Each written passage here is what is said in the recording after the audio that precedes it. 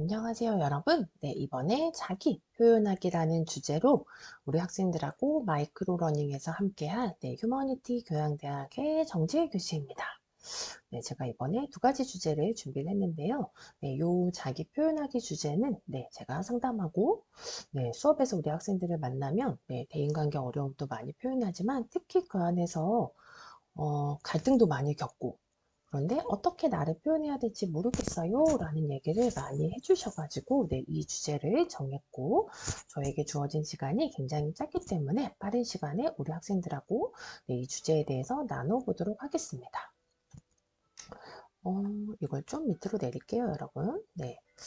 오늘 저랑 함께 할 거는 자기 표현하기, 그리고 자기 표현의 방해 요인, 그리고 자기 표현 유형, 그리고 자기 표현 방법에 대해서 저희가 학습해 보고 우리 친구들이 한번 실제적으로 적용할 수 있도록 하는데 저의 목표가 있습니다. 자, 그러면 하나하나 살펴볼까요?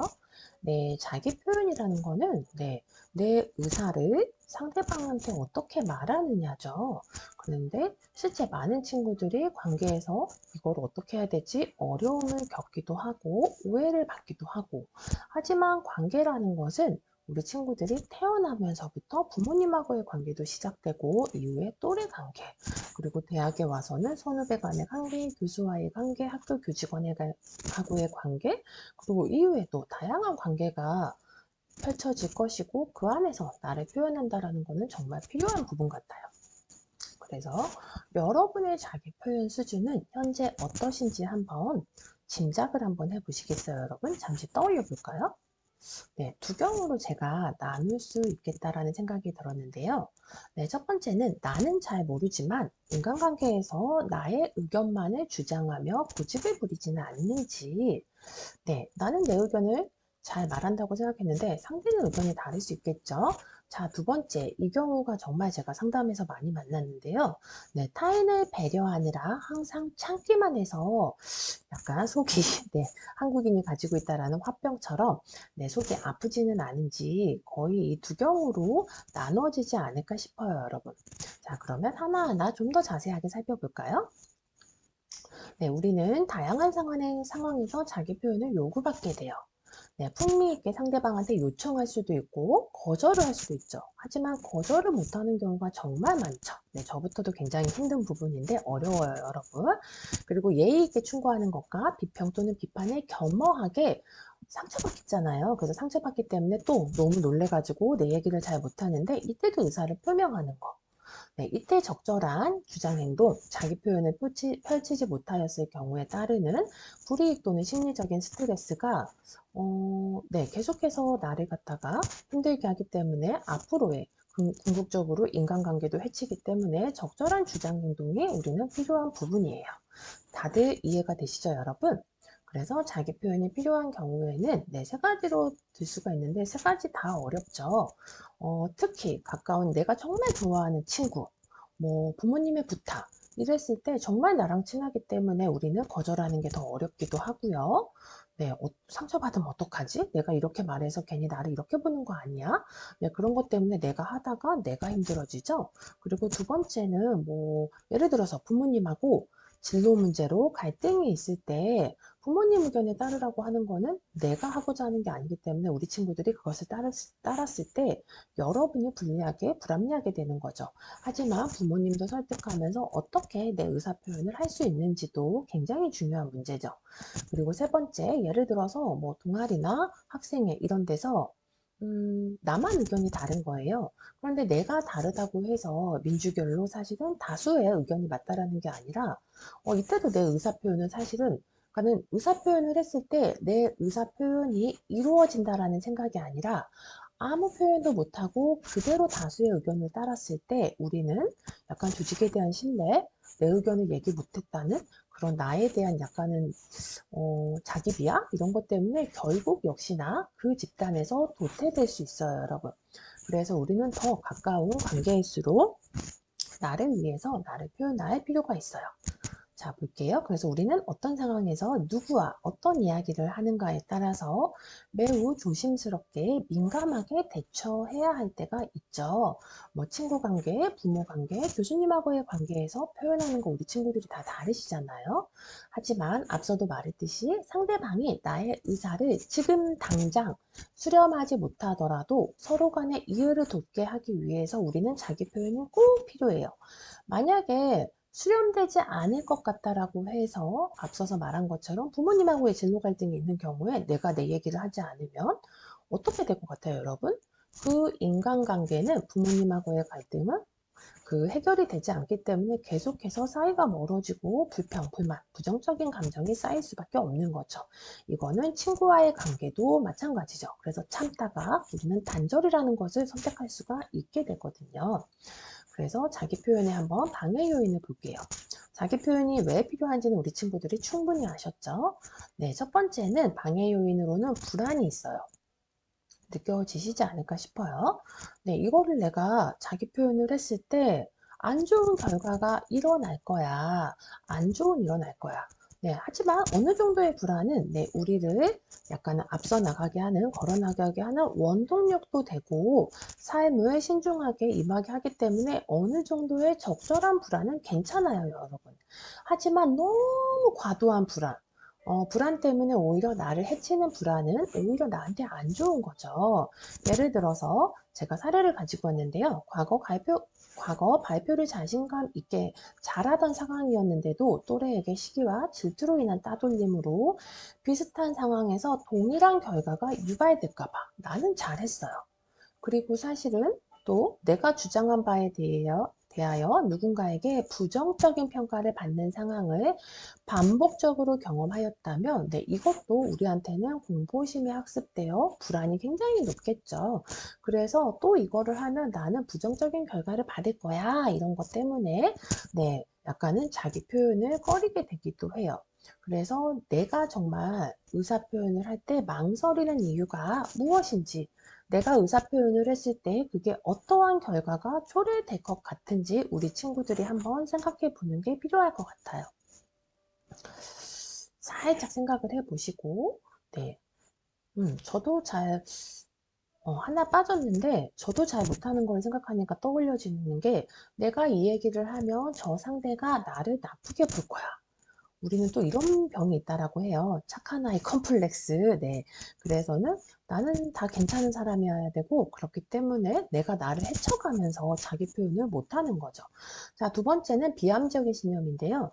자, 요 비합리적인 신념은 우리 친구들이 아마 다양한 무슨 비교과나 수업에서 들었던 선행 사건에 의한 뭐, 이분법적인 오류, 파국화, 이런 비합리적인 신념보다는 쉽게 생각하는 게 윗사람하고의 아랫사람하고의 관계에서 내가 이렇게 말하면 예의 없다고 할 거야 라는 약간의 규범적인 비합리적인 신념을 얘기를 해요.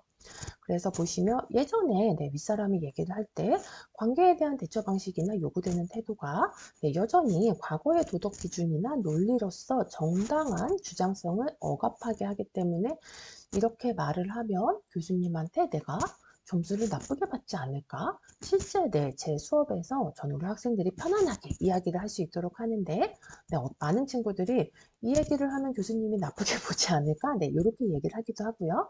하지만 저는 괜찮다. 어떤 얘기든 다 괜찮다라고 얘기를 해주시거든요. 네, 그런 것 때문에 시대에서 요구하는 대처 방식이나 요 태도가 변화가 이루어졌는데도 요 주장성을 우리가 억압받게 되는 상황들도 있죠. 그래서 자기 표현을 현명하게 합리적으로 할 필요가 우리가 있게 돼요. 세 번째는 자기 표현을 어떻게 하는지 방법을 모르는 경우예요. 그래서 상황에 대한 객관적인 판단이 안 되는 경우 굉장히 많고요. 판단이 되었어도 그때 적절한 행동을 어떻게 해야 되는지도 모르기 때문에 우리가 자기 표현을 못해요. 요거는 타고난 기질과 성격적인 요소도 있고요. 부모님의 양육 태도, 또래들하고의 관계 경험도 있는데요. 네, 왕따를 경험했던 친구들은 내가 친구들한테 또 도태되고 따돌림을 당할까 봐 더 자기 표현을 못하죠. 네, 부모님이 만약에 광합적이거나 부모님한테 더 이쁨을 받고 사랑받고 싶은 욕구가 큰 친구들은 내가 이렇게 하면 부모님이 나를 사랑하지 않을 거야 라는 생각 때문에 자기 표현을 못할 수 있어요. 게다가 성격적인 요소로 외향의 친구들은 굉장히 자기 표현을 잘 하는데 내향의 내성적인 친구들은 사실은 자기 표현을 못할 수도 있어요.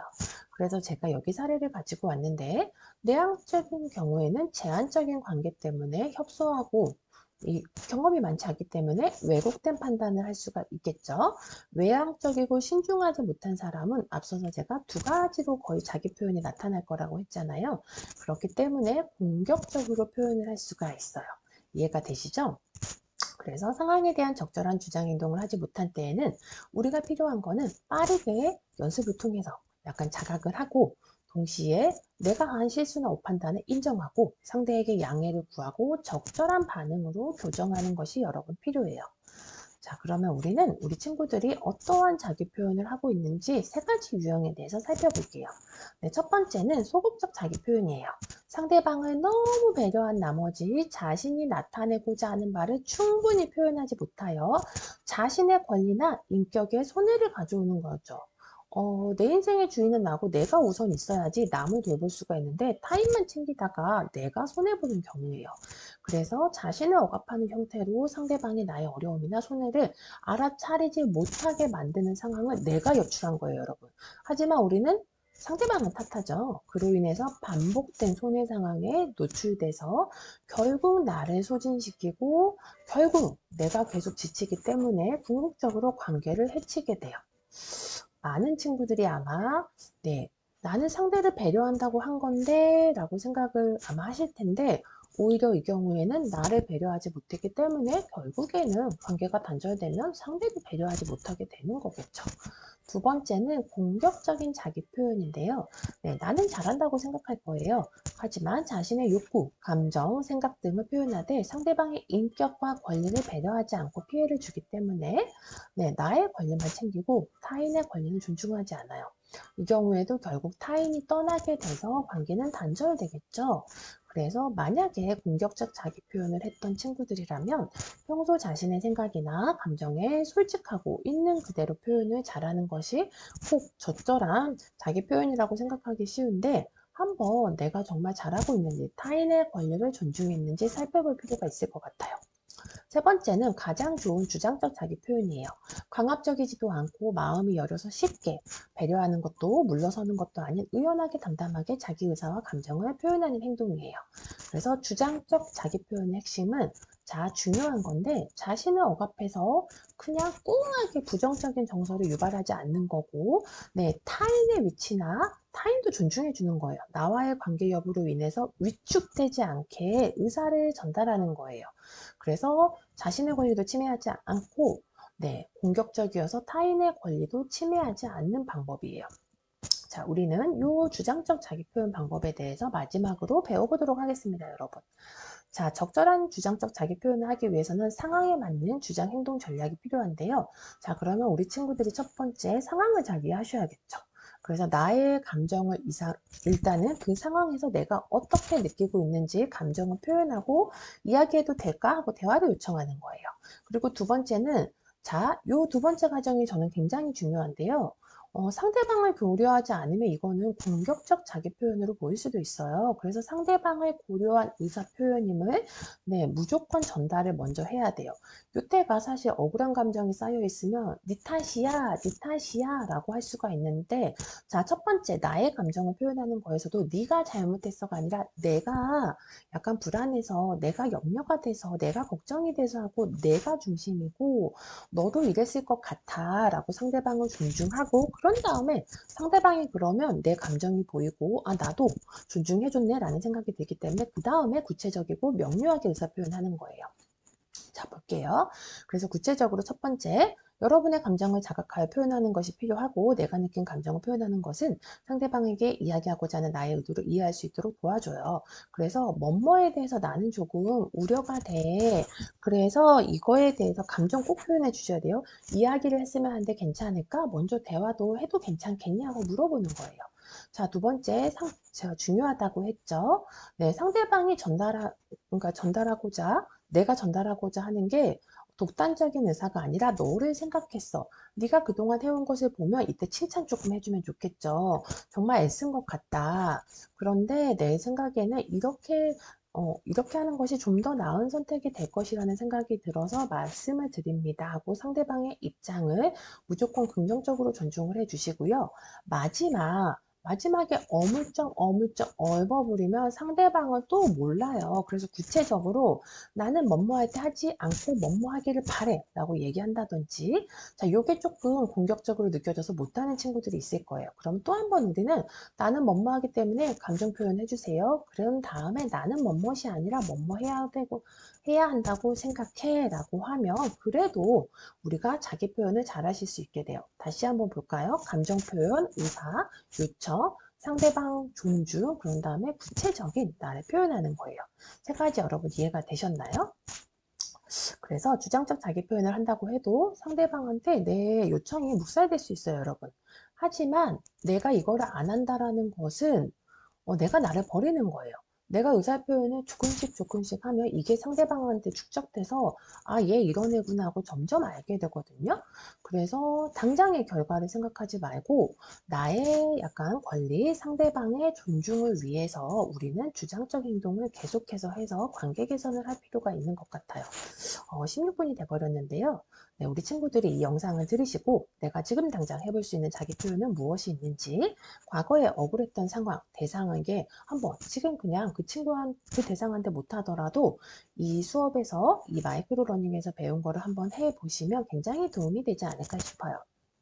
네, 경청해 주셔서 너무 감사하고 영상을 들으시다가 궁금한 점이 있으시면 여러분 요 커리어 010이 네이버 컴으로 연락 주시면 제가 언제든지 친절하게 답변을 해 드리도록 하겠습니다. 네, 감사합니다.